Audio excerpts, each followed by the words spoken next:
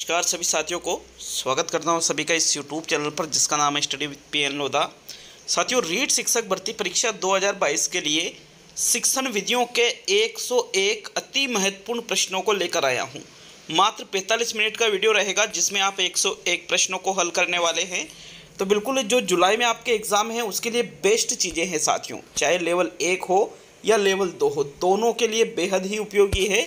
तो चलिए वीडियो को शुरू करते हैं। पूरे 101 प्रश्नों को देख करके जाना साथियों, और कमेंट बॉक्स में कमेंट करके बताना कि भाई आपके 101 में से कितने प्रश्न सही निकले और ये पेपर आपको कैसा लगा। तो चलिए पहला प्रश्न देख लेते हैं। तो देखिए पहला क्वेश्चन है, प्राप्त उद्देश्य वह शिक्षण उद्देश्य होते हैं जिन्हें मापन किया जा सकता है, मापन नहीं किया जा सकता है, वर्गीकरण में सहायक नहीं होते हैं, मानव व्यवहार में झलकते हैं। तो देखिए प्राप्त उद्देश्य का मतलब होता है ऐसे उद्देश्य जिनकी प्राप्ति एक कक्षा कक्ष शिक्षण में ही हम कर सके, उनको हम कहते हैं प्राप्त उद्देश्य। तो साथियों इसका हम मापन कर सकते हैं। विकल्प नंबर 1 सही है पहले क्वेश्चन में। देखिएगा दूसरे क्वेश्चन पे आते हैं, जरूरत है दूसरा क्वेश्चन देखेंगे। निगमन विधि का उपयोग है मानसिक क्षमता बढ़ाना, वैज्ञानिक दृष्टिकोण विकसित करना, सूत्र की स्थापना करना और सूत्र का प्रयोग करना। बता रखा है आगमन विधि अलग है, निगमन विधि अलग है, दोनों एक दूसरे की पूरक विधियां हैं। तो मानसिक क्षमता बढ़ाना, वैज्ञानिक दृष्टिकोण विकसित करना, सूत्र की स्थापना करना, तीनों ही चीज़ें किसके अंतर्गत आती है? आगमन विधि के अंतर्गत आती है। लेकिन ये जो चौथा विकल्प है सूत्र का प्रयोग करना, तो सूत्र का प्रयोग किस में किया जाता है? निगमन विधि में किया जाता है। मतलब चौथा विकल्प आपके दूसरे क्वेश्चन में सही है। नेक्स्ट प्रश्न नंबर 3 पे आते हैं। कौशलात्मक उद्देश्य के विशिष्टीकरण का उदाहरण है गणना कर सकेगा, निष्कर्ष निकाल सकेगा, गणितीय आकृतियां बना सकेगा, समस्या समाधान कर सकेगा। तो मैंने आपको अच्छी तरह से बता रखा है कि जहां कौशलात्मक उद्देश्य की बात की जाती है, गणित से संबंधित है, तो वहां पर आकृतियां बनाना वगैरह आ जाते हैं। तो गणितीय आकृतियां बनाना किसके अंतर्गत आएगा? कौशलात्मक उद्देश्य के अंतर्गत। तीसरा विकल्प तीसरे क्वेश्चन में सही है। नेक्स्ट प्रश्न नंबर 4।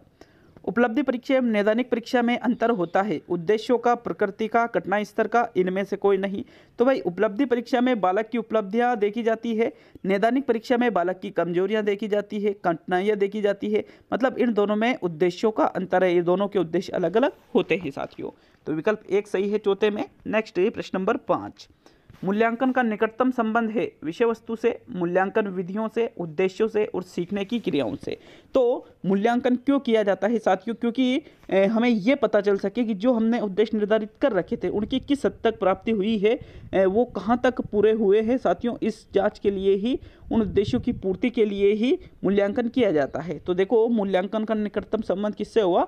उद्देश्यों से हुआ। थर्ड विकल्प आपके 5वें क्वेश्चन में सही है। नेक्स्ट प्रश्न नंबर 6। सर्वप्रथम प्रोजेक्ट शब्द का किस विद्वान द्वारा प्रयोग किया गया? प्रोजेक्ट मतलब प्रयोजना, ठीक है। प्रयोजना इसका अर्थ होता है ना किलपेट्रिक, रिचर्ड्स, गिलबर्ट और स्किनर। तो मित्रों सर्वप्रथम प्रोजेक्ट शब्द का प्रयोग रिचर्ड्स महोदय के द्वारा किया गया, जबकि प्रोजेक्ट विधि के जनक कौन है? किलपेट्रिक है, ठीक है। यहाँ सभी चीजें आपको बता रखी है, सभी बता रखी है। फर्स्ट डिवीजन है, पढ़ना जरूरी है लास्ट टाइम में, ठीक है। ओनली सेकंड विकल्प आपके छठे क्वेश्चन में सही है मित्रों। प्रश्न नंबर 7 है आपके, प्रश्नोत्तर पद्धति का जनक किसे माना जाता है? मॉन्टेसरी को, वुडवर्थ को, फ्रोबेल को या सुकरात को? तो प्रश्न नंबर 7 में राइट आंसर बताइए, कौन सा आंसर आपका प्रश्न नंबर 7 में सही रहेगा।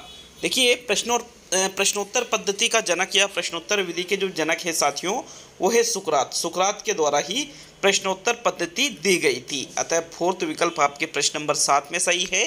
नेक्स्ट 8वें प्रश्न की ओर बढ़ते हैं। शिक्षण की प्रयोगशाला विधि में निम्न में से किस सिद्धांत का प्रतिपादन नहीं किया गया? करके सीखना, निरीक्षण से सीखना, स्थूल से सूक्ष्म की ओर सीखना, देखो, सुनो और समझो। तो भाई प्रयोगशाला विधि में बालक प्रयोग करके सीखता है, उसमें करके सीखता है। चीज़ों को निरीक्षण से सीखना, इसमें भी ये चीज़ें हो सकती है। स्थूल से सूक्ष्म की ओर बढ़ता है, लेकिन देखो, सुनो और समझो, ये तीनों चीज़ें मुख्य रूप से प्रयोगशाला विधि की न होकर के प्रयोग प्रदर्शन विधि की, ये तीनों चीज़ें हैं प्रयोग प्रदर्शन विधि की, जिसमें अध्यापक प्रदर्शन करता है प्रयोग का, छात्र देखता है, अध्यापक उसको समझाता है, छात्र सुनता है और समझता है, ठीक है। तो फोर्थ विकल्प आपके प्रयोग प्रदर्शन किया का है, न कि प्रयोगशाला का। यही आंसर रहेगा साथियों 8वें में। नेक्स्ट प्रश्न नंबर 9। यदि एक परीक्षण उस उद्देश्य का मापन करे जिसकी पूर्ति हेतु उसकी रचना की गई है, तो उसमें निहित है विभेदनशीलता, विश्वसनीयता, वस्तुनिष्ठता और वैधता। तो देखो जिस उद्देश्य के लिए हम परीक्षण का निर्माण करते हैं, यदि वह जो परीक्षण है उस उद्देश्य की पूर्ति करे तो उसको हम वेधता के नाम से जानते हैं। विकल्प 3 सही है साथियों। 8वें में वस्तुनिष्ठता में प्रश्न का उत्तर 1 फिक्स होता है। विश्वसनीयता में बार बार अंकन करने पर भी कोई परिणाम में अंतर नहीं आता है। विवेदनशीलता में सामान्य, मंदबुद्धि, प्रतिभाशाली इत्यादि बालकों में वर्गीकरण कर लिया जाता है, मतलब विभेद कर दिया जाता है। ठीक है, 3 विकल्प आपके 8वें क्वेश्चन में सही है। नेक्स्ट प्रश्न नंबर 9 का है, नोट मिस टाइपिंग है। सामाजिक अध्ययन के संबंध में सही है। व्यक्तियों व उसके पर्यावरण का अध्ययन सामाजिक अध्ययन है। कई पुस्तकों का संग्रह करना ही सामाजिक अध्ययन है। मानवीय अनुभवों का अध्ययन मात्र ही सामाजिक अध्ययन है। और सभ्यता की उत्पत्ति तथा भविष्य के स्वरूप का ज्ञान ही सामाजिक अध्ययन है। तो भाई कई पुस्तकों का संग्रह है तो बिल्कुल ही गलत हो गया। मानवीय अनुभवों का अध्ययन मात्र हो सकता है। व्यक्ति व उसके पर्यावरण का अध्ययन ये भी हो सकता है। सभ्यता की उत्पत्ति तथा भविष्य के स्वरूप का ज्ञान ही सामाजिक अध्ययन है। तो इन तीनों में से जो सही, जो सबसे बेस्ट विकल्प है उसका चयन करो साथियों। कौन सा विकल्प आपके 10वें प्रश्न, तो देख लेते हैं इसका जो सही आंसर है। देखो ये दूसरा गलत है, मानवीय अनुभवों का अध्ययन मात्र ही। तो साथियों इसमें सिर्फ अनुभव ही आ रहे हैं, लेकिन यहाँ व्यक्ति और उसके पर्यावरण का अध्ययन साथियों ये आपके सबसे बेस्ट विकल्प है। चौथा इसलिए गलत है क्योंकि सभ्यता की उत्पत्ति वगैरह ये चीज़ें तो इतिहास में चलती है और इतिहास ही थोड़ी सामाजिक है, और भी तो सब्जेक्ट होते हैं, और व्यक्ति और उसके पर्यावरण में सभी चीज़ें आ जाती है। इसलिए प्रथम विकल्प 10वें में सही है साथियों। नेक्स्ट प्रश्न नंबर 11 को देखेंगे। अधिगम संबंधी कठिनाइयों और कमियों के स्वरूप का निर्धारण करना कहलाता है उपचार, निदान, त्रुटि और विचार। तो अधिगम संबंधी कठिनाइयों और कमियों के फलस्वरूप का निर्धारण जो हम करते हैं उसको उपचार, त्रुटि या विचार नहीं बल्कि निदान के नाम से जानते हैं। सेकंड विकल्प सही है साथियों 11वें में। नेक्स्ट प्रश्न नंबर 12। कमजोर तथा पिछड़े बालकों के लिए उपचारात्मक शिक्षण का उपयोग किया जाता है निदानात्मक मूल्यांकन के बाद, उपलब्धि परीक्षण के बाद, निदानात्मक परीक्षण के पहले, उपलब्धि परीक्षण के पहले। तो भाई कमजोर तथा पिछड़े बालकों के लिए उपचारात्मक शिक्षण निदान के बाद किया जाता है, निदान के पहले नहीं किया जाता है साथियों। निदानात्मक परीक्षण या मूल्यांकन के बाद जो कमजोर और पिछड़े बालक होते हैं उनके लिए उपचारात्मक शिक्षण किया जो है उसका उपयोग किया जाता है। तो विकल्प 1 सही है 12वें में। नेक्स्ट प्रश्न नंबर 13। अच्छे शिक्षण के रूप में किसको आप अधिक महत्व दोगे या फिर अधिक महत्व दिया जाता है? पाठ को, अध्यापक को, इकाई योजना को, नियोजन की प्रक्रिया को? तो भाई अच्छे शिक्षण के रूप में हम सबसे अधिक महत्व किसको देंगे साथियों?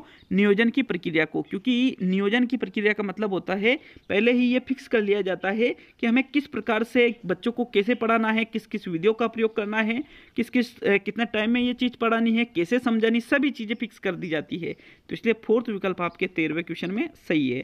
नेक्स्ट प्रश्न नंबर 14 पे आते हैं। तो 14वां क्वेश्चन है, आकृतियों का उद्भोधन हो जाता है तो छात्रों के व्यवहार में परिवर्तन होगा। आकृतियों के वर्गीकरण करने का, वैसी ही आकृतियों को खींचने का, आकृतियों की प्रशंसा करने में, आकृतियों का प्रदर्शन करने में। तो मैंने आपको बता रखा है कि अवबोध मतलब तुलना करना, अंतर करना, वर्गीकरण करना। तो इन तीनों में से एक चीज़ 100% आती है अवबोध में, तो आकृतियों का वर्गीकरण करना यहाँ पर अवबोध के अंतर्गत होता है। विकल्प 1 सही है 14वें क्वेश्चन में। नेक्स्ट प्रश्न संख्या 15। उच्च प्राथमिक स्तर पर गणित का सर्वाधिक महत्व है भौतिक, मानसिक, व्यवहारिक और आध्यात्मिक। तो आध्यात्मिक नहीं है, भौतिक नहीं है, मानसिक या व्यवहारिक। तो साथियों देखो प्राथमिक या उच्च प्राथमिक दोनों ही जगह गणित का सर्वाधिक महत्व व्यवहारिक माना जाता है साथियों। ये आपकी फर्स्ट चॉइस रहेगी, सेकंड चॉइस आपके मानसिक रहेगी। ये क्वेश्चन आ जाता है तो व्यवहारिक कर देना, नो टेंशन रहिएगा, आपके सही माना जाएगा। हो सकता है पहली आंसर की मैं मानसिक मान ले, लेकिन व्यवहारिक मानना पड़ेगा क्योंकि पहले उन्होंने व्यवहारिक मान रखा है। तो 3rd विकल्प आपके 15वें में सही है। नेक्स्ट प्रश्न संख्या 16। मस्तिष्क विप्लव विधि एक प्रजातांत्रिक विधि है, एक तंत्रात्मक विधि है, व्यवहारिक विधि है और वैज्ञानिक विधि है। तो भाई मस्तिष्क विप्लव विधि व्यवहारिक, वैज्ञानिक, प्रजातांत्रिक तीनों ही है, एक तंत्रात्मक नहीं है। लेकिन फिर भी हम अगर हमारा जो फर्स्ट ओपिनियन रहेगा, हमारी जो फर्स्ट चॉइस रहेगी वो रहेगी साथियों प्रजातांत्रिक विधि है। कैसी विधि है? प्रजातांत्रिक। प्रजातांत्रिक मतलब जिसमें सभी को मुख्य भूमिका में रखा जाता है, किसी एक का दबदबा नहीं रहता है इसमें। प्रथम विकल्प 16वें क्वेश्चन में सही है। नेक्स्ट प्रश्न नंबर 17। मूल्यांकन किया जाता है प्रतियोगिता की भावना जागृत करने हेतु, कक्षा में प्रोन्नति के लिए, स्पष्ट अवधारणाओं का पता लगाने हेतु और उपलब्धि की जांच करने हेतु। तो भाई मूल्यांकन हम किस लिए करते हैं? प्रोन्नति, भावना जागृत करना, वो भी किसकी? प्रतियोगिता की। स्पष्ट अवधारणाओं का पता लगाना, ये इनसे बेटर विकल्प कौन सा है? उपलब्धि की जांच करने हेतु, बालक ने कितनी उपलब्धि हासिल की है, कितना सीखा है, कितना ज्ञान ग्रहण किया है, ये उसकी उपलब्धियां होती है। और इसकी जांच हम किससे लगाते हैं? इसका पता किससे लगाते हैं? मूल्यांकन से। तो विकल्प नंबर आपके 4 सही है साथियों 17वें में। नेक्स्ट प्रश्न नंबर 18। ब्लूम का टेक्सोनोमी का अंग नहीं है समझ, बुद्धि, प्रयोग और ज्ञान। तो भाई ब्लूम ने अपने टेक्सोनोमी में समझ, प्रयोग, ज्ञान तीनों के बारे में बताया, लेकिन बुद्धि के बारे में नहीं बताया है। मतलब दूसरा जो विकल्प है ये ब्लूम टेक्सोनोमी का अंग नहीं है। तो सेकंड विकल्प आपके 18वें में बिल्कुल सही है। नेक्स्ट प्रश्न नंबर 19, निम्नलिखित में से सर्वाधिक प्रभावी है चार्ट्स, फील्ड स्ट्रिप, कलर चाक और फिल्म स्ट्रिप। तो भाई सर्वाधिक प्रभावी उसको माना जाता है जब हम प्रत्यक्ष अनुभव के माध्यम से सीखते हैं। तो प्रत्यक्ष अनुभव का उदाहरण यहाँ क्या है, फील्ड स्ट्रिप है। जल्दी जल्दी में फिल्म में स्ट्रिप मत कर देना, फिल्म स्ट्रिप अलग होती है, फील्ड स्ट्रिप अलग है। फील्ड स्ट्रिप मतलब क्षेत्रीय भ्रमण से लिया जाता है। तो सेकंड विकल्प आपके 19वें क्वेश्चन में सही है। विज्ञान सबके लिए पुष्टि की गई है। राष्ट्रीय शिक्षा नीति 1986 की, अंतर्राष्ट्रीय शिक्षा नीति, एनसीईआरटी और एनईपी 2020। तो एक लाइन आती है विज्ञान सबके लिए, इसकी पुष्टि किसके द्वारा की गई है, राष्ट्रीय शिक्षा नीति 1986 के द्वारा। विकल्प 1 सही है साथियों 20वें में। नेक्स्ट प्रश्न नंबर 21, किस भाषा कौशल के मूल्यांकन के लिए वार्तालाप, रेडियो तथा दूरदर्शन से प्रसारित शैक्षिक कार्यक्रम उपयोगी है। श्रवण, पठन, वाचन, लेखन। तो बातचीत करते हैं, बातचीत करने से क्या होता है साथियों, श्रवण कौशल का विकास होता है। रेडियो से कौन से कौशल का विकास होता है, श्रवण कौशल का विकास होता है। दूरदर्शन से भी फिर इसका ही होगा। तो विकल्प 1 आपके 21वें क्वेश्चन में सही है मित्रों। नेक्स्ट प्रश्न नंबर 22 को देखेंगे, श्रुत लेख से किन कौशलों का क्रम से विकास होता है। श्रवण वाचन, वाचन श्रवण, लेखन श्रवण, श्रवण वाचन। तो भाई श्रुत लेख, सुन करके लिखना, सुन पर ले रहे हैं फिर लिख बाद में रहे हैं। तो श्रवण लेखन आपका चौथा विकल्प 22वें में सही है साथियों। नेक्स्ट प्रश्न नंबर 23, रिक्त स्थान की पूर्ति से संबंधित प्रश्न है। बोध प्रश्न, प्रत्यस्मरण प्रश्न, विकास प्रश्न, प्रस्तावना प्रश्न। तो भैया रिक्त स्थान की पूर्ति हमेशा प्रत्यस्मरण में आती है, कई बार बता चुका हूँ। जैसे यहाँ पर देखिए, मेरे गांव का नाम रिक्त स्थान है। तो यहाँ पर रिक्त स्थान में भाई गांव का नाम बताना है, तो इस प्रकार के प्रश्न प्रत्यस्मरण प्रश्न पर आधारित होते हैं। विकल्प 2 आपके 23वें में सही है। नेक्स्ट प्रश्न नंबर 24, इनमें से अशुद्ध वर्तनी का कारण है, लेखन की असावधानी कारण नहीं है। देखो मेरे खुद से गलती हो गई जल्दी में, लेकिन मैं क्या जल्दी करा रहा हूँ, 50 मिनट में 100 क्वेश्चन, लेकिन फिर भी पकड़ा ना उसको। ऑप्शन देखते ही पता चल गया था कि नहीं यार इसमें कुछ ना कुछ मिस्टेक। अध्यापक का शुद्ध उच्चारण, व्याकरण का कम ज्ञान और छात्र की कम दृष्टि। तो कम दृष्टि, कम ज्ञान, असावधानी, ये तो अशुद्ध वर्तनी का कारण होता है, लेकिन अध्यापक का शुद्ध उच्चारण थोड़ी कारण होता है साथियों। इसलिए दूसरा विकल्प आपके इसमें सही आंसर है 24वें प्रश्न में। प्रश्न 25, शिक्षा के बदलते परिवेश निम्न में से किस प्रकार के मूल्यांकन का अधिकतम महत्व है। शिक्षा के बदलते परिवेश में सतत, उत्पादक, आकस्मिक, व्यवहार। तो साथियों शिक्षा के बदलते परिवेश में जो मूल्यांकन का सबसे अधिक महत्व है, उस मूल्यांकन को हम सतत मूल्यांकन के नाम से जानते हैं, सतत एवं व्यापक मूल्यांकन के नाम से। विकल्प 1 सही है आपके 25वें में। नेक्स्ट प्रश्न नंबर 26, अच्छी वस्तुनिष्ठ परीक्षा में आवश्यक नहीं है विश्वसनीयता, वस्तुनिष्ठता, अभिव्यक्तता और व्यापकता। तो एक जो अच्छी वस्तुनिष्ठ परीक्षा होती है, इसमें विश्वसनीयता का होना आवश्यक है, वस्तुनिष्ठता का होना आवश्यक है, व्यापकता का होना आवश्यक है, लेकिन अभिव्यक्तता इसका कोई भी गुण वस्तुनिष्ठ परीक्षा के संबंध में नहीं बताया जाता है। तो अभिव्यक्तता तो क्या निबंधात्मक परीक्षा का गुण है ये तो थर्ड विकल्प आपके 26वें में सही है। नेक्स्ट प्रश्न नंबर 27, प्रयोजना विधि निम्न में से किस अवधारणा पर आधारित है। पाठ्य पुस्तक केंद्रित, अध्येता केंद्रित, इकाई केंद्रित और सभी। तो भाई प्रयोजना विधि बाल केंद्रित एक शिक्षण विधि है, मतलब ये अध्येता केंद्रित पर आधारित है। सेकंड विकल्प आपके 27वें में सही है। नेक्स्ट प्रश्न नंबर 28, मूल्यांकन उपयोगी है विद्यार्थी की प्रगति जानने में, उपस्थिति जानने में, विद्यार्थी का आचरण जानने में, सभी। तो इसमें देखो आचरण और उपस्थिति गलत है, ओनली प्रगति जानने में ही मूल्यांकन उपयोगी होता है छात्र की। विकल्प 1 सही है 28वें में। नेक्स्ट प्रश्न संख्या 29, सृजनशीलता के विकास के लिए निम्न में से कौन सी क्रिया सर्वोत्तम है। रंगों की पहचान के खेल खेलना, चित्र पठन करना, वाद्य की सहायता से व्यायाम करना और खिलौने बनाना। तो सृजनशीलता की जहाँ पर बात की जाती है कौन सी क्रिया सर्वोत्तम है, खिलौना बनाना यहाँ सबसे बेस्ट विकल्प है। तो चौथा विकल्प आपके 29वें क्वेश्चन में सही है। तो साथियों प्रश्न नंबर 30 है, दो भाषाओं का तुलनात्मक अध्ययन किस विधि में किया जाता है। आगमन विधि में, अनुकरण विधि में, व्यतिरेकी विधि में और समवायी विधि में। तो देखिएगा तुलनात्मक अध्ययन यदि हमको करना है दो भाषाओं के बीच में, तो हम क्या करते हैं, इसमें व्यतिरेकी विधि के माध्यम से हम दो भाषाओं में तुलनात्मक अध्ययन करते हैं साथियों। विकल्प नंबर 3 सही हो जाता है 30वें क्वेश्चन में। नेक्स्ट प्रश्न नंबर 31, भाषा सीखने का व्यवहारवादी दृष्टिकोण पर बल देता है किस पर। अनुकरण पर, रचनात्मकता पर, भाषा प्रयोग पर और अभिव्यक्ति पर। तो जो भाषा सीखने का व्यवहारवादी दृष्टिकोण है, नाम सभी ने सुन ही रखा होगा, ये किस पर बल देता है साथियों, अनुकरण पर बल देता है। तो विकल्प नंबर आपका 1 सही है प्रश्न नंबर 31 में।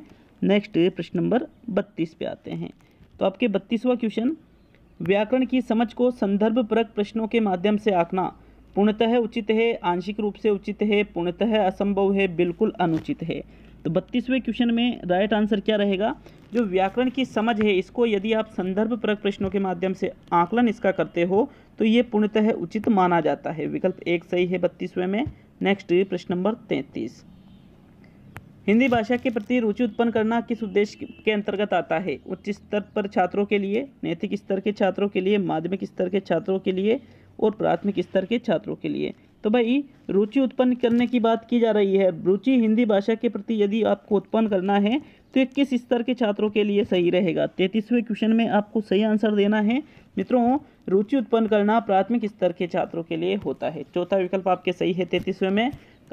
सीता वाद्य यंत्र किस तरह की शिक्षण सामग्री है? दृश्य, श्रव्य, श्रव्य दृश्य और इनमें से सभी। तो 34वें क्वेश्चन में देखिएगा सीता वाद्य यंत्र की बात की जा रही है, ये एक श्रव्य सामग्री होती है साथियों। यहाँ आपका दूसरा विकल्प बिल्कुल सही है प्रश्न संख्या 34 में। नेक्स्ट प्रश्न नंबर 35 देखेंगे, डाल्टन विधि के प्रवर्तक है Montessori, Gandhi, Coldwell, Cook, Helen Park. तो साथियों देखिए डाल्टन विधि के जो प्रवर्तक है किसके द्वारा डाल्टन विधि दी गई थी? मिस हेलन पार्क हस्ट के द्वारा। महात्मा गांधी, मॉन्टेसरी या कोल्डवेल कुक इसमें नहीं है। फोर्थ विकल्प आपके 35वें में सही है। नेक्स्ट प्रश्न नंबर 36, मौन वाचन शिक्षण का उद्देश्य है मनन शक्ति, तीव्र उच्चारण, सुलेख और भाव प्रकाशन। तो साथियों मौन वाचन जो शिक्षण है इसका उच्चारण इसमें किया नहीं जाता है, लिखा इसमें जाता नहीं, भाव को प्रकाशित नहीं किया जाता है, बल्कि मनन शक्ति इसका मुख्य उद्देश्य माना जाएगा विकल्पों को देखते हुए। तो विकल्प नंबर 1 सही है 36 में। नेक्स्ट ये प्रश्न नंबर 37, निम्नलिखित में से मौखिक अभिव्यक्ति का रूप है शुद्धवर्तनी, सुलेख, श्रुतलेख और आशुभाषण। तो मित्रों सुलेख, श्रुतलेख, शुद्धवर्तनी तीनों ही लेखन के रूप है, लेकिन आशुभाषण किसका रूप है? मौखिक अभिव्यक्ति का। चौथा विकल्प आपके सही है प्रश्न नंबर 37 में। नेक्स्ट प्रश्न संख्या 38 पे आते हैं।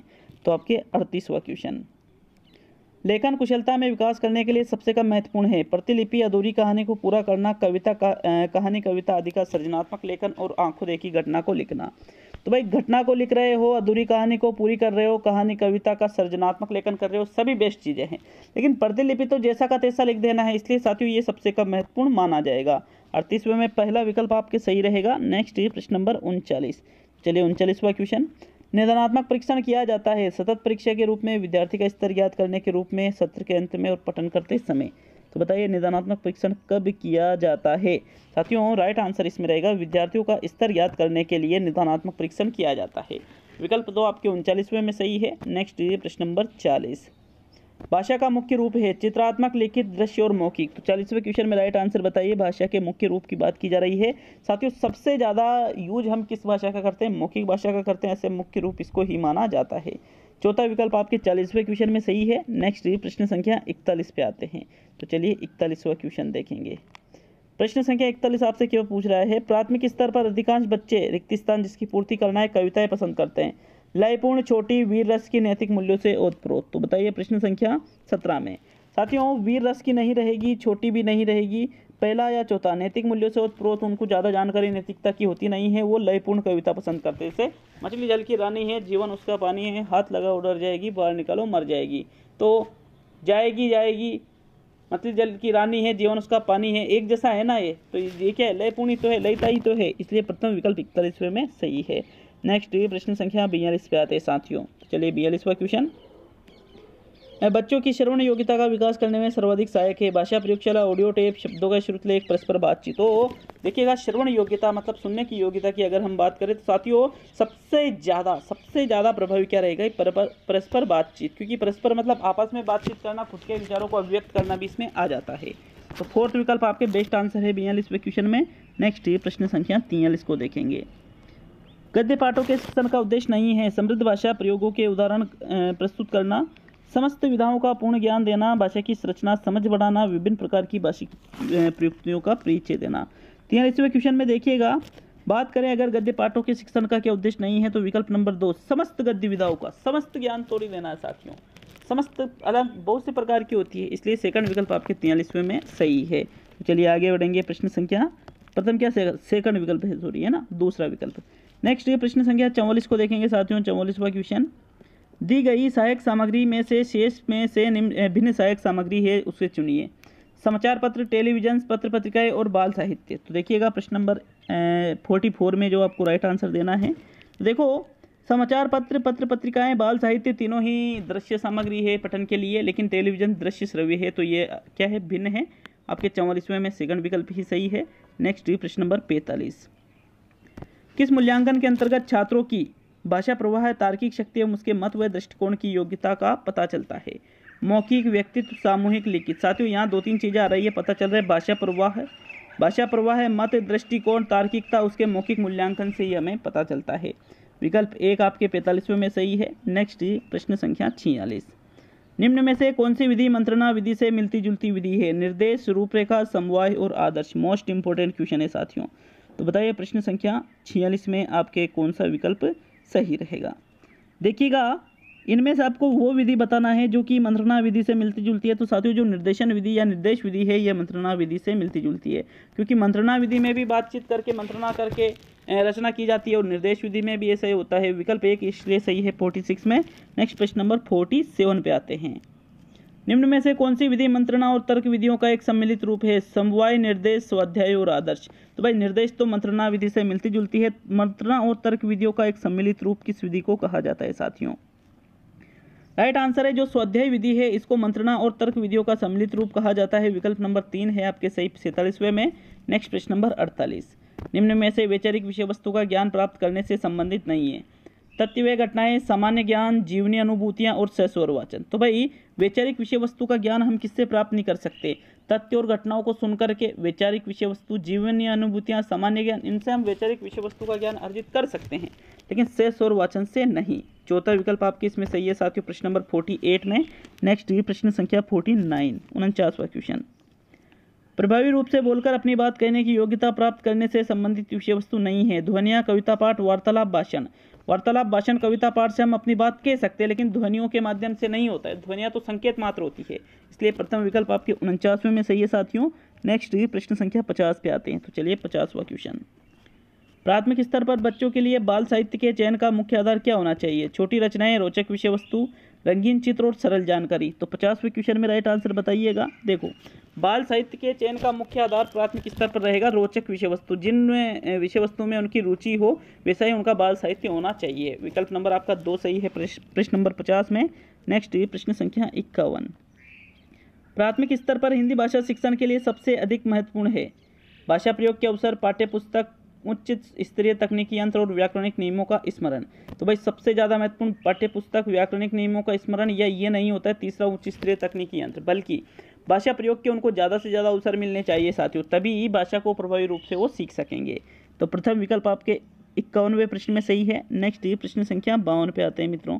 तो 52वां प्रश्न, पत्र पत्रिकाएं भाषा सीखने में त्रुटियों को बढ़ावा देती है। बड़ों के पढ़ने की वस्तुएं साधक है, बाधक है? बाधक नहीं है, बड़ों ही नहीं छोटे बच्चे भी पढ़ सकते हैं। त्रुटियों को बढ़ावा नहीं देती है, बल्कि ये एक साधक है, साधन है, ये यूँ मान सकते हो। विकल्प 3 आपके 92 में सही है।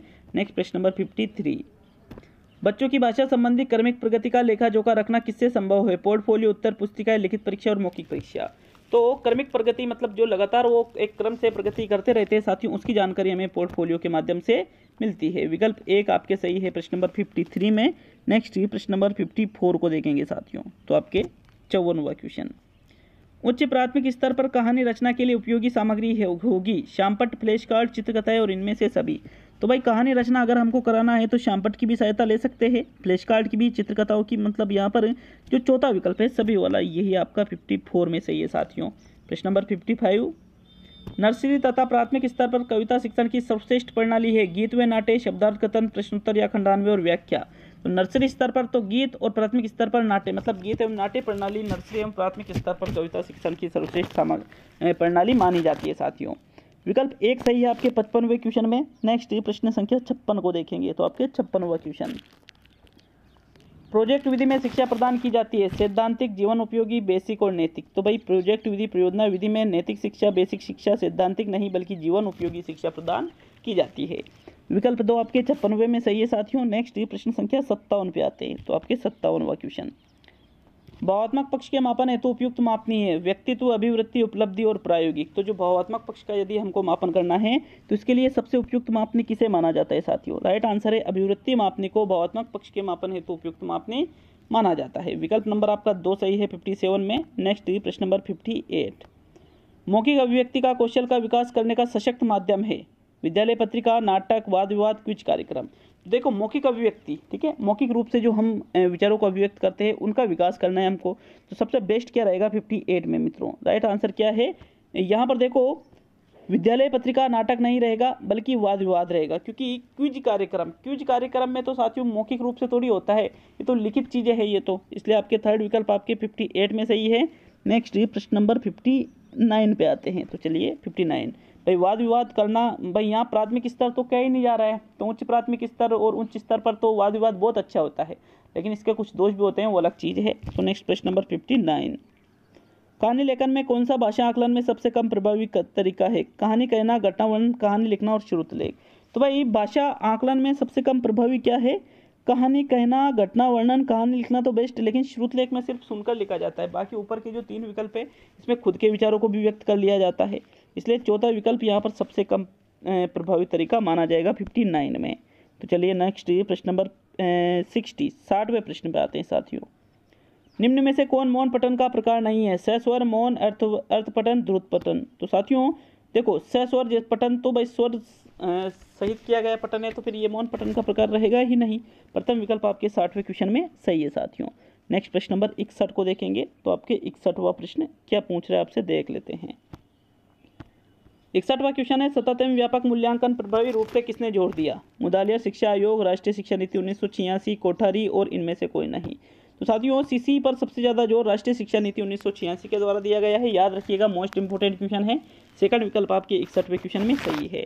चलिए आगे बढ़ेंगे प्रश्न। देखिए प्रश्न नंबर 62 है आपके, समाजमिति विधि के प्रतिपादक है सिगमंड फ्रायड है, जेकब एल मोरेनो है, जीन पियाजे है या आर.एस. वुडवर्थ है। साथियों समाजमिति विधि के प्रतिपादक या जनक आपसे पूछा जा रहा है, तो इनमें से किसके द्वारा समाजमिति विधि दी गई है? प्रश्न नंबर 62 में आपके जो सही उत्तर रहेगा वो रहेगा आपके साथियों विकल्प नंबर यहाँ पर 2, जेकब एल मोरेनो के द्वारा समाजमिति विधि का प्रतिपादन किया गया था। विकल्प नंबर आपके 2 प्रश्न नंबर 62 में सही है। नेक्स्ट क्वेश्चन की ओर बढ़ते हैं। शिक्षण अधिगम प्रक्रिया के उपरांत छात्रों द्वारा ग्रहण किए गए अधिगम की जांच हेतु किया जाने वाला परीक्षण कहलाता है, क्या कहलाता है साथियों? निदानात्मक परीक्षण, उपचारात्मक परीक्षण, उपलब्धि परीक्षण और इनमें से सभी। तो भाई शिक्षण अधिगम प्रक्रिया के उपरांत मतलब पूरी हो चुकी है, उसके बाद में छात्रों ने कितना ज्ञान ग्रहण किया है, इसकी जांच हम उपलब्धि परीक्षण से लगाते हैं, उपलब्धि परीक्षण से पता चलता है। थर्ड विकल्प आपके 63 में सही है साथियों। नेक्स्ट प्रश्न नंबर 64 पे आते हैं, तो 64वां क्वेश्चन, निम्नलिखित में से बोलने की योग्यता कौन सी है? शुद्ध वर्तनी, सुलेख, श्रुतलेख और आशुभाषण। तो भाई बोलने की योग्यता वर्तनी, लेख, श्रुतलेख तीनों ही लेखन की है, आशुभाषण यहाँ पर बोलने की योग्यता है। फोर्थ विकल्प आपके 64 में सही है। नेक्स्ट प्रश्न नंबर 65, निम्नलिखित में से कौन सा मौखिक भाव प्रकाशन का साधन नहीं है? दीपावली पर लेख, कहानी कथन, अभिनय और संवाद। संवाद, कहानी कथन, अभिनय मौखिक भाव है, लेकिन दीपावली पर लेख लेखन भाव है, इसलिए प्रथम विकल्प आपके 65 में सही है साथियों। नेक्स्ट प्रश्न नंबर 66, परीक्षण की वस्तुनिष्ठता बढ़ाने के लिए प्रश्न बनाने होंगे, निबंधात्मक, लघु स्तरीय, वस्तुनिष्ठ और इनमें से कोई भी नहीं। तो वस्तुनिष्ठता बढ़ानी है तो भाई वस्तुनिष्ठ ही प्रश्न बनाने होंगे। थर्ड विकल्प आपके 66 में सही है साथियों। तो 66 क्वेश्चन हम कर चुके हैं, लगभग आधे से ज़्यादा, ठीक है। नेक्स्ट प्रश्न नंबर 67 पे आते हैं। तो साथियों आपके प्रश्न नंबर 67 है, शिक्षा में विकास को लेकर फ्रोबेल का मुख्य योगदान है। वाणिज्य शिक्षालय, पब्लिक, लैटिन और बालवाड़ी। तो भाई बालवाड़ी इनके द्वारा दिया गया है। विकल्प नंबर आपका 2 सही है प्रश्न नंबर 67 में। नेक्स्ट प्रश्न नंबर 68 पे आते हैं साथियों। तो चलिए 68वां प्रश्न, अध्यापक के कार्य की सफलता का मूल्यांकन इस तथ्य से किया जाता है कि वह छात्रों से वांछित सामाजिक परिवर्तन, व्यावहारिक परिवर्तन, मनोवैज्ञानिक परिवर्तन, प्रायोगिक परिवर्तन लाने में सफल हो पाया है। तो भाई कोई भी अध्यापक है, सफलता का मूल्यांकन किससे कहेंगे? जब उसके व्यवहार में परिवर्तन आएगा, किसके? छात्रों के व्यवहार में। दूसरा विकल्प आपके 68वें में सही है।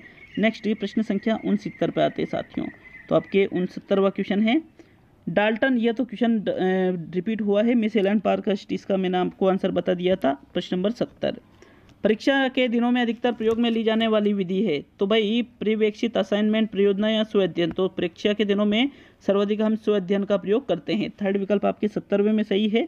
नेक्स्ट प्रश्न नंबर, तो देखो प्रश्न नंबर 71 है आपके, राष्ट्रीय स्तर पर विद्यालय शिक्षा को तैयार करता है। एनसीईआरटी के द्वारा तैयार की जाती है, एनसीटीई के द्वारा तैयार किया जाता है, मानव संसाधन विकास मंत्रालय के द्वारा तैयार किया जाता है या इनमें से सभी? तो विद्यालय शिक्षा को तैयार करने का कार्य मतलब उसके पाठ्यक्रम निर्माण का कार्य राष्ट्रीय स्तर पर एनसीईआरटी करती है साथियों। कौन करती है? एनसीईआरटी। विकल्प एक आपके प्रश्न नंबर 71 में सही है। नेक्स्ट 72वां प्रश्न देख लेंगे। प्रारंभिक स्तर पर विद्यार्थी डायरी का प्रयोग किस विधि पर आधारित है? बिनेट का, ड्रेकाली, ठेका और स्वयं मूल्यांकन। तो साथियों 72वें क्वेश्चन में देखिएगा, जो प्रारंभिक स्तर पर विद्यार्थी डायरी का प्रयोग किया जाता है वो बिनेट का विधि पर आधारित होती है।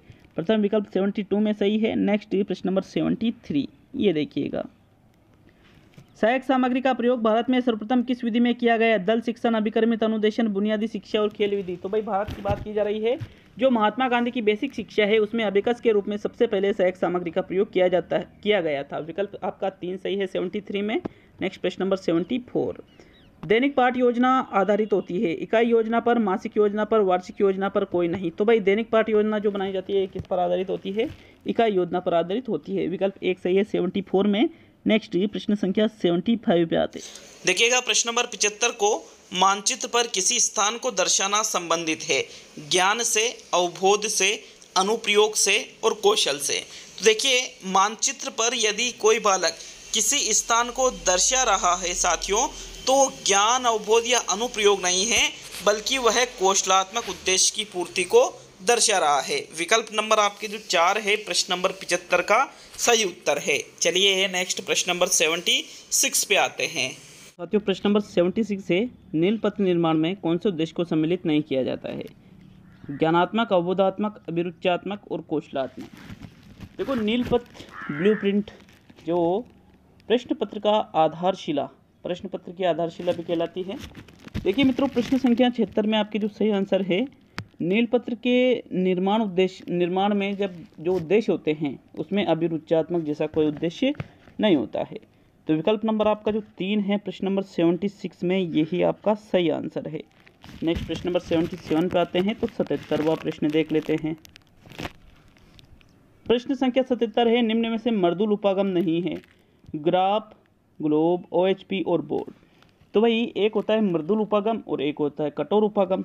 यहाँ पर देखिएगा जो ग्राफ है, ग्लोब है, बोर्ड है, तीनों ही मृदुल उपागम है, लेकिन जो OHP है, ओवरहेड प्रोजेक्टर, ये साथियों कठोर उपागम के अंतर्गत आ जाता है। मतलब विकल्प नंबर आपका जो 3 है 77 में यही आपका सही आंसर है साथियों। नेक्स्ट प्रश्न नंबर 78 पे आते हैं। तो 78वां क्वेश्चन, सामाजिक विज्ञान में शैक्षिक भ्रमण उपयोगी होता है? मूल्यांकन के लिए, अनुभविक साक्ष्य के लिए, मनोरंजन के लिए और सभी। तो सभी नहीं आएगा क्योंकि मनोरंजन गलत है। मतलब अनुभविक साक्ष्य के लिए, प्रत्यक्ष अनुभव के लिए शैक्षिक भ्रमण उपयोगी होता है। 78 में आपके दूसरा विकल्प सही है। नेक्स्ट प्रश्न नंबर 79 पे आते हैं। बालक में सर्वांगीण विकास हेतु क्या उपयोगी है? कक्षा में छात्रों को शिक्षण के माध्यम से सिखाया जाए, छात्र व्याकरण के ज्ञान में पारंगत होने चाहिए, कक्षा में सिर्फ शैक्षिक क्रियाओं पर ही ध्यान दिया जाए और कक्षा शिक्षण के साथ सहगामी क्रियाएं भी करवाए जाए। तो साथियों कल यूँ मान लीजिए कल अंतिम टेस्ट है मेगा टेस्ट वाला, लास्ट टेस्ट है, इसके बाद मेगा टेस्ट नहीं बनाऊंगा, कुछ चीज़ें रिवाइज करा दूंगा 23 को मतलब 24 को, 25 को तो लगभग यूँ मानो कुछ नहीं होगा, 25 को तो सिर्फ कुछ चीज़ें ही आपसे शेयर की जाएगी। तो इसलिए कल वाले टेस्ट को जरूर अटेंड करिएगा। मतलब यूँ मान लीजिए कल वाला टेस्ट और उसके बाद सीधा रीड, ठीक है।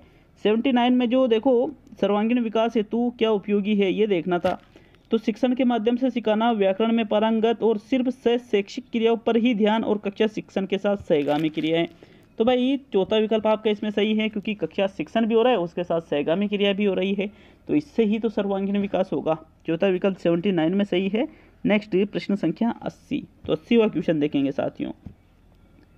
भाषा शिक्षा के अंतर्गत सुनने का अर्थ है ध्वनि संकेतों का श्रवण, बोधपूर्वक सुनना, ध्वनि संकेतों को द्वितीय भाषा में बदलना और इनमें से कोई भी नहीं। तो भाई सुनने का अर्थ किससे लिया जाता है साथियों? ध्वनि संकेतों का श्रवण ही नहीं बल्कि बोधपूर्वक मतलब ध्यानपूर्वक सुनना, समझकर सुनना। विकल्प नंबर आपका 2 सही है प्रश्न नंबर 80 में। नेक्स्ट प्रश्न संख्या 81 पे आते हैं। तो आपके प्रश्न नंबर 81 देख लीजिए कौन सा है। आस्था, श्रद्धा, प्रेम, सहृदयता और संवेदनशीलता के गुण शिक्षण के किस उद्देश्य के अंतर्गत आते हैं? रचना कार्यों में भौतिकता लाना, सद्वृत्तियों का विकास, भाषा तत्व का ज्ञान, साहित्य का रसास्वादन। देखिएगा आस्था, श्रद्धा, प्रेम, इसमें रसास्वादन नहीं हो रहा है बल्कि ये हमारी अच्छी वृत्तियाँ, सद्वृत्तियाँ हैं, इसलिए दूसरा विकल्प 81 में सही है साथियों। नेक्स्ट प्रश्न संख्या 83 को देखेंगे, मतलब 82 को, सॉरी, 82वां क्वेश्चन। मौन पठन के विषय में धारणा है कि इससे उच्चारण संबंधी अशुद्धियाँ दूर हो जाती है, पठन की गति सामान्य हो जाती है, आदर्श वाचन के तुरंत बाद किया जाता है, एकाग्रचित होकर पढ़ने का अभ्यास किया जाता है। तो भाई मौन पठन मतलब मन ही मन, मतलब एकाग्रचित, ध्यान बांध करके जो हम पढ़ाई करते हैं साथियों, वो ही मौन पठन कहलाता है। तो चौथा विकल्प सही है, इससे एकाग्रचित होकर पढ़ने का अभ्यास होता है। 82 में फोर्थ विकल्प। नेक्स्ट प्रश्न नंबर 83 को देखेंगे, तो 83वां प्रश्न। वार्षिक योजना प्रमुख रूप से उपयोगी है छात्रों के लिए, अभिभावक के लिए, शिक्षक के लिए, विद्यालय के लिए। तो भाई वार्षिक योजना किसके लिए बनाई जाती है? वार्षिक योजना का निर्माण अब किसके लिए किया जाता है? इन चारों में से सही विकल्प का चुनाव करो साथियों। तो वार्षिक योजना मुख्य रूप से शिक्षक के लिए होती है, जिसमें संपूर्ण वर्ष भर का ये पता होता है कि भाई मुझे संपूर्ण वर्ष भर में कौन कौन सी चीज़ें बच्चों को पढ़ानी है, इसलिए थर्ड विकल्प आपके 83 में सही रहेगा। नेक्स्ट प्रश्न संख्या 84 को देखेंगे, तो आपके 84वां क्वेश्चन है साथियों। अनुकरण विधि रचना के लिए उपयुक्त है, प्रारंभिक स्तर, माध्यमिक स्तर, उच्च स्तर और कोई भी नहीं। तो भाई 84 में जो सही आंसर है, अनुकरण विधि के माध्यम से हम रचना शिक्षण अगर करवाते हैं तो ये सबसे ज़्यादा जो सही मानी जाती है वो कौन सा स्तर के लिए? प्रारंभिक स्तर के लिए, क्योंकि बालकों की प्रवृत्ति होती है अनुकरण करना, छोटे बालकों की। तो प्रथम विकल्प 84 में सही हो गया। नेक्स्ट प्रश्न नंबर 85। निम्न में से प्राथमिक स्तर पर बच्चों के शिक्षण हेतु उपयुक्त नहीं मानी जाती है? सहयोगात्मक अधिगम, व्याख्यान द्वारा स्पष्ट, निर्देशित खोज विधि और प्रदर्शन विधि। तो 85 में जो सही आंसर है साथियों, सबसे क्या देखना था? उपयुक्त नहीं मानी जाती है। तो व्याख्यान द्वारा स्पष्टीकरण प्राथमिक स्तर पर नहीं माना जाता है अच्छा, क्योंकि बच्चों में व्याकरण में क्या होता है, अध्यापक सिर्फ सक्रिय, अध्यापक ही सक्रिय है, छात्र तो निष्क्रिय होते हैं, इसलिए फिर ये ज़्यादा सही नहीं है साथियों। तो सेकंड विकल्प 85 में सही हो जाता है। नेक्स्ट प्रश्न संख्या 86 को देखेंगे, तो 86वां क्वेश्चन। कौन सा गुण वस्तुनिष्ठ परीक्षण का नहीं है? वेद, विश्वसनीय, संपूर्ण पाठ्यक्रम का मापन और व्यक्तिनिष्ठ। तो एक जो वस्तुनिष्ठ परीक्षण होता है वो वेद होता है, विश्वसनीय होता है, संपूर्ण पाठ्यक्रम का भी मापन करता है, लेकिन व्यक्तिनिष्ठ वो नहीं होता है। तो आपके फिर जो चौथा विकल्प है 86 में, यही आपका आंसर है साथियों। कौन सा? चौथा विकल्प। नेक्स्ट प्रश्न नंबर 87 पे आते हैं, तो आपके 87 सबसे ज़्यादा विश्वसनीय प्रश्नावली कौन सी है? व्याख्यात्मक, मौखिक, वस्तुनिष्ठ और प्रायोगिक। तो सबसे ज़्यादा विश्वसनीय प्रश्नावली किसको माना जाता है? जो प्रश्नावली वस्तुनिष्ठ हो साथियों, मतलब जिनका फिक्स उत्तर होता है, संपूर्ण पाठ्यक्रम का मापन करती है, जिसमें विश्वसनीयता ज़्यादा पाई जाती है, ये जो विभेदकारिता हो, तो साथियों ये सभी चीज़ें ही लगभग वस्तुनिष्ठता में होती है, इसलिए थर्ड विकल्प 87 में सही है। तो चलिए नेक्स्ट प्रश्न नंबर 88 को देखेंगे, आपके 88वां क्वेश्चन। सामाजिक शिक्षण की पाठ्य पुस्तक अनुरूप होनी चाहिए किसके? लेखक के, शिक्षक के, विद्यार्थी के या सरकार के। तो कोई से भी सब्जेक्ट की पाठ्य पुस्तक को वो किसके अनुकूल होनी चाहिए साथियों? किसके अनुरूप होनी चाहिए? विद्यार्थी के अनुरूप होनी चाहिए, क्योंकि उसका निर्माण किसके लिए किया जा रहा है? विद्यार्थी के लिए। तो सेकंड विकल्प आपके 88 में सही है। नेक्स्ट देखिएगा प्रश्न नंबर 89 को, एक अच्छे परीक्षण की कौन सी विशेषता नहीं है? वैधता, विश्वसनीयता, वस्तुनिष्ठता और उत्तीर्ण करना।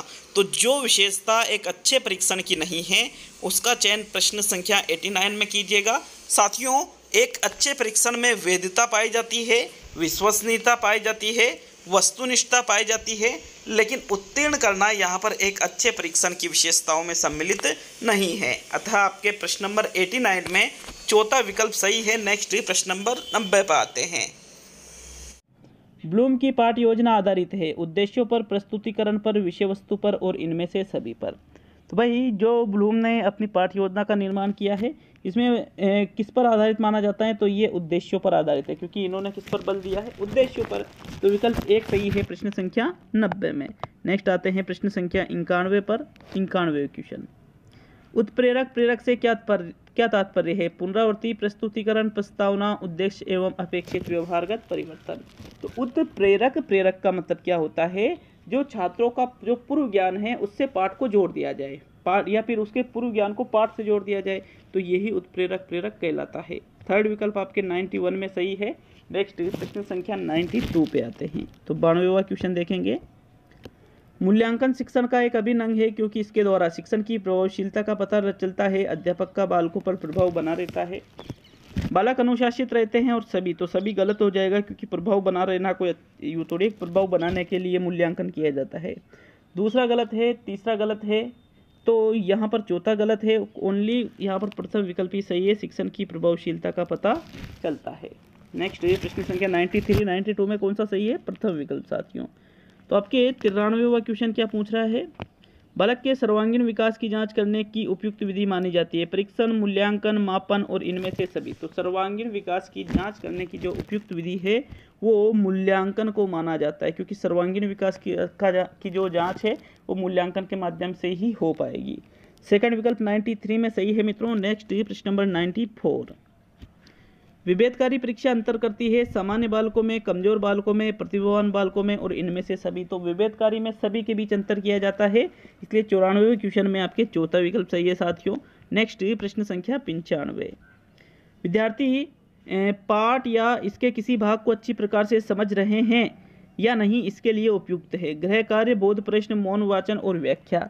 तो भाई जैसे आप कोई पाठ पढ़ा रहे हो तो आपको ये पता लगाना है कि भाई समझ रहे या नहीं समझ रहे, तो फिर आप किस प्रकार के प्रश्न करोगे। गृह कार्य, मौन वाचन, व्याख्या नहीं, बल्कि बोध प्रश्न हम वहाँ पर उनसे करेंगे साथियों। सेकंड विकल्प आपके 95 में सही है। नेक्स्ट प्रश्न नंबर 96, प्रश्न पत्र में प्रश्नों की संख्या बढ़ाने से परीक्षा का निम्नलिखित गुण अधिक प्रभावित होगा?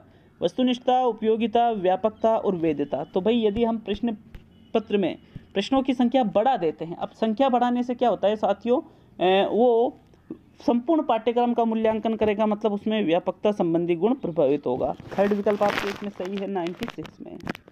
तो देखिएगा 96 में आपके थर्ड विकल्प सही रहेगा। नेक्स्ट प्रश्न संख्या 97 पे आते हैं।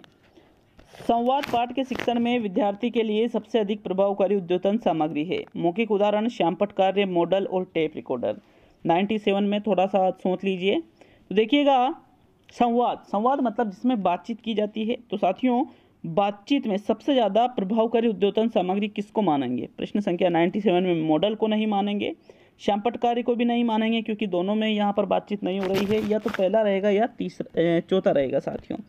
तो 97 में देखिएगा संवाद पाठ का शिक्षण आप करवा रहे हो तो सबसे ज़्यादा उपयोगी टेप रिकॉर्डर को माना जाएगा, क्योंकि टेप रिकॉर्डर में जो आवाज़ है वो रिकॉर्ड हो जाती है, उसको आप दोबारा भी सुन लेते हो, 3 बार, 4 बार, 5 बार, जितनी बार चाहो सुन सकते हो। लेकिन मौखिक उदाहरण तो सिर्फ एक बार दिया जा सकता है, इसलिए यहाँ फोर्थ विकल्प ज़्यादा बेटर है 97 में, इसलिए इसको ही सही मानेंगे मित्रों। तो नेक्स्ट प्रश्न नंबर 98, मॉन्टेसरी विधि का उपयोग करते हैं मौन वाचन में, सैसोर वाचन में, लेखन शिक्षण में और इनमें से सभी। तो मैडम मारिया मॉन्टेसरी का नाम सभी ने सुन रखा है। इनकी शिक्षण विधि का प्रयोग लेखन शिक्षण के अंतर्गत किया जाता है। थर्ड विकल्प 98 में सही है। नेक्स्ट प्रश्न नंबर 99, सुंदर लेखन के अभ्यास के लिए उपयुक्त तो रहेगा श्रुतलेख, प्रतिलेख, अनुलेख और कहानी लिखना। तो भाई सुंदर लेखन का यदि हमें अभ्यास करना है तो इसके लिए क्या उपयुक्त रहेगा? 99 में जो सही आंसर है वो रहेगा अनुलेख। अनुलेख का मतलब ही होता है सुंदर लेखन करना। थर्ड विकल्प 99 में सही है मित्रों। नेक्स्ट प्रश्न नंबर 100, मास कम्युनिकेशन का सबसे पुराना तथा आधार माध्यम है प्रिंट मीडिया, इलेक्ट्रॉनिक मीडिया, दोनों और इनमें से कोई नहीं। तो भाई मास कम्युनिकेशन का मतलब होता है सूचनाओं का आदान प्रदान करना। तो सबसे पुराना माध्यम क्या है साथियों? Print media. प्रिंट मीडिया के बाद में इलेक्ट्रॉनिक तो बाद में आया था, इसलिए प्रथम विकल्प 100वें प्रश्न में सही है।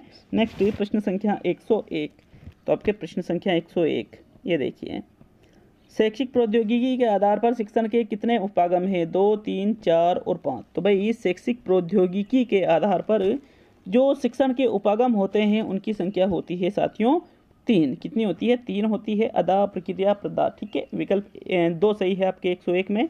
नेक्स्ट प्रश्न संख्या 102 को देखेंगे। तो 102वां क्वेश्चन, निगमन विधि का मार्ग है खोज का, खेल का, अनुकरण का, उदाहरण का। तो अनुकरण का, खोज का, खेल का, उदाहरण का, इनमें से एक विकल्प का चुनाव करो। निगमन विधि का मार्ग कैसा है? राइट आंसर है साथियों निगमन विधि का मार्ग अनुकरण का होता है, क्योंकि इसमें पहले सूत्र बता देते हैं और फिर उनके माध्यम से सूत्र को रटवा करके कि भाई ऐसे ऐसे जमा लेना सूत्र के स्थान पर संख्याओं को। तो यह अनुकरण का माध्यम हो गया। विकल्प 2 सही है 102 में। नेक्स्ट प्रश्न नंबर 103, इकाई विधि का दोष है कौशल अविकसित करना, प्रशिक्षण की विधि होना, क्रमिकता का अभाव और शिक्षण सामग्री का बंटवारा। तो भाई इकाई विधि में सबसे बड़ा दोष ये होता है कि इसमें क्या होता है, क्रमिकता का अभाव पाया जाता है। क्योंकि साथियों क्रमिकता इसमें नहीं पाई जाती है। क्रमिकता का मतलब होता है एक निश्चित क्रम में जो पाठ क्रम में दे रखे हैं उनको क्रम में पढ़ना, लेकिन इसमें तो अलग अलग जगह से पाठों को उठाकर इकाई में पिरो दिया जाता है। तो विकल्प नंबर आपका 3 सही है 103 में। नेक्स्ट प्रश्न नंबर 104 को देखेंगे मित्रों। तो आपके प्रश्न संख्या 104। उपलब्धि परीक्षण का अंतिम सोपान है समस्या का चुनाव करना, समय निर्धारण, नील पत्र बनाना और अंक तालिका का निर्माण करना। तो भाई उपलब्धि परीक्षण का अंतिम सोपान यहाँ पर 104वें क्वेश्चन में बताना है। क्या होता है उपलब्धि परीक्षण में सबसे लास्ट में क्या बनाया जाता है साथियों? अंक तालिका बनाई जाती है। विकल्प नंबर आपका 4 सही है प्रश्न नंबर 104 में। नेक्स्ट प्रश्न संख्या 105। भाई समस्या का चुनाव तो पहले कर लेते हैं, समय निर्धारण भी कर लेते हैं। नील पत्र तो भाई प्रश्न पत्र बनाने के लिए होता है, लेकिन उपलब्धि परीक्षण जब लास्ट में करते हैं तो इसमें अंक तालिका सबसे बाद में बनाई जाती है, इसलिए फोर्थ ही सही रहेगा 104 में। तो प्रश्न नंबर 105 पे आते हैं। रचनात्मक परीक्षा के लिए कौन सा तरीका सही नहीं है? सत्य परीक्षा, कार्य देना, मौखिक प्रश्न और प्रश्नोत्तरी एवं खेल। तो भाई रचनात्मक परीक्षा का नाम सभी ने सुन रखा होगा, जो लगातार चलती रहती है, तो इसके लिए सत्य परीक्षा उपयुक्त नहीं मानी जाती है। विकल्प 1 आपका यहाँ पर आंसर रहेगा प्रश्न संख्या 105 में। कौन सा वाला? सत्य परीक्षा वाला, 105 में प्रथम विकल्प। नेक्स्ट प्रश्न नंबर 106। पाठ के अंत में दिए गए अभ्यास व गतिविधियां देने का उद्देश्य नहीं है। भाषा का विस्तार करना, सृजनात्मकता का विकास करना, बच्चों को अभिव्यक्ति के अवसर प्रदान करना, प्रश्नोत्तर सरलता से याद करवाना। तो भाई पाठ के अंत में जो अभ्यास और गतिविधियां दे रखी होती है उसका उद्देश्य इनमें से कौन सा नहीं लग रहा है आपको? 106 में जो सही आंसर है साथियों, देखो भाषा का विस्तार करना है, अभिव्यक्ति के अवसर प्रदान करना है, सृजनात्मकता विकसित करना है, लेकिन प्रश्नों को सरलता से याद करवाना। साथियों ये सबसे निम्न है, इसलिए चौथा विकल्प आपका यहाँ पर सही है प्रश्न नंबर 106 में। नेक्स्ट प्रश्न नंबर 107 पे आते हैं। तो आपके प्रश्न संख्या 107। मौखिक भाषा के आकलन का सर्वोत्तम तरीका है किताब पढ़ना, अंत्याक्षरी, प्रश्नों के तयशुदा उत्तर और अनुभव बांटना व बातचीत। तो भाई मौखिक भाषा का आकलन करना है तो सबसे बेस्ट क्या माना जाता है? जो अनुभव है उसको बांटे जाए और बातचीत की जाए। विकल्प नंबर आपका 4 सही है 107 में। नेक्स्ट प्रश्न नंबर 108 को देखेंगे साथियों। तो 108वां क्वेश्चन ये रहा आपके। प्रगतिवादी सिद्धांतों पर आधारित विधि मानी जाती है समस्या समाधान विधि, व्याख्यान विधि, तुलना विधि और इनमें से कोई भी नहीं। तो जो प्रगतिवादी सिद्धांत होते हैं इस पर आधारित विधि किसको माना जाता है? समस्या समाधान विधि को माना जाता है। प्रथम विकल्प आपके 108वें क्वेश्चन में सही है। नेक्स्ट प्रश्न नंबर 109 को देखेंगे। तो 109वां क्वेश्चन। गणित को कहा जाता है विद्यार्थियों का दुश्मन, मन की भाषा, शक्तिशालियों को की शक्ति, मस्तिष्क का व्यायाम। तो भाई गणित को इनमें से क्या कहा जाता है साथियों? शक्तिशालियों की शक्ति, मन की भाषा है, विद्यार्थियों का दुश्मन नहीं, बल्कि गणित मस्तिष्क का व्यायाम है। जब हम गणित करते हैं तो बिल्कुल इसमें दिमाग ज़्यादा लगाना पड़ता है, पूरा माइंड एक जगह पर स्थिर रहता है, इसलिए मस्तिष्क का व्यायाम भी इसको कहते हैं। चौथा विकल्प 109 में सही है साथियों। अब सेकंड लास्ट मतलब 110वां प्रश्न। छात्रों की वैचारिक अभिव्यक्ति की दृष्टि से उत्तम प्रश्न माने जाते हैं वस्तुनिष्ठ प्रश्न, निबंधात्मक प्रश्न, सत्य प्रश्न और मिलान प्रश्न। तो भाई वैचारिक अभिव्यक्ति मतलब जिसमें वो खुद के विचारों को अभिव्यक्त कर सके, इसके लिए सबसे बेस्ट प्रश्न निबंधात्मक होते हैं, क्योंकि इसमें ही हम अपने विचारों को अभिव्यक्त कर सकते हैं। तो विकल्प 2 सही है 110वें में। अब आज का अंतिम और 111वां क्वेश्चन। लेकिन वीडियो अच्छा लगे तो लाइक शेयर जरूर कीजिएगा साथियों। और किसी प्रश्न में जैसे 111 प्रश्न है तो 1-2 प्रश्नों में हो सकता है डाउट हो, तो उसके लिए कमेंट जरूर करिएगा। चलिए देख लेते हैं प्रश्न नंबर 111 को। ज्ञानात्मक पक्ष का उचित मापन होता है प्रायोगिक परीक्षा द्वारा, लिखित परीक्षा द्वारा, भावात्मक समस्या द्वारा और इनमें से सभी। तो भाई ज्ञानात्मक पक्ष की अगर हम बात करें तो प्रायोगिक भावात्मक द्वारा नहीं बल्कि लिखित परीक्षा द्वारा इसका उचित मापन होता है। कल मेगा टेस्ट है 150 प्रश्नों का, लास्ट टेस्ट है मेगा, इसके बाद मेगा टेस्ट नहीं बनेगा। बेस्ट टेस्ट है, बेस्ट मतलब वेरी वेरी बेस्ट, मतलब यूँ समझ लीजिए आप कि भाई एग्ज़ाम हॉल से पहले जो एक और टेस्ट आपका लिया जा रहा है ये, तो बिल्कुल वहाँ पर भी आपको कुछ नया अनुभव नहीं हो, इसके जैसा ही टेस्ट बने। तो साथियों ऐसी कोशिश रहेगी पूरी, बाकी वो तो फिर 26 को ही देखा जाएगा, लेकिन कल वाला टेस्ट जरूर अटेंड करिएगा, ठीक है। तो मिलते हैं अब अगले वीडियो में। बहुत बहुत धन्यवाद सभी का।